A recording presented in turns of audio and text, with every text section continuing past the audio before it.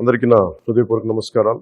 జనసేన మద్దతుదారులకి, జనసేన వీర మహిళలకి, జన సైనికులకి, ఆంధ్రప్రదేశ్ ప్రజలకి, ప్రతి వర్గాలకి అందరికీ పేరు పేరున నా హృదయపూర్వక నమస్కారం.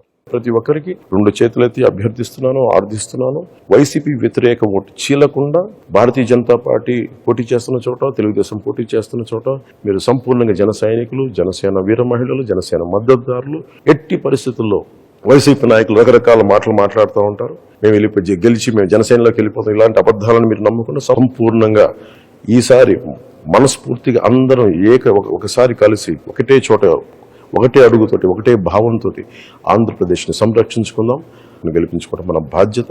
ఇది మన భవిష్యత్తుకి చాలా భరోసా ఇచ్చే ప్రభుత్వం. ఇది మీ అందరికీ తెలియజేసుకుంటూ ప్రతి ఒక్కరికి పేరు పేరున ధన్యవాదాలు తెలియజేసుకుంటూ సెలవు తీసుకున్నాను. జై జనసేన, జై టీడీపీ, జై బీజేపీ, జై హింద్.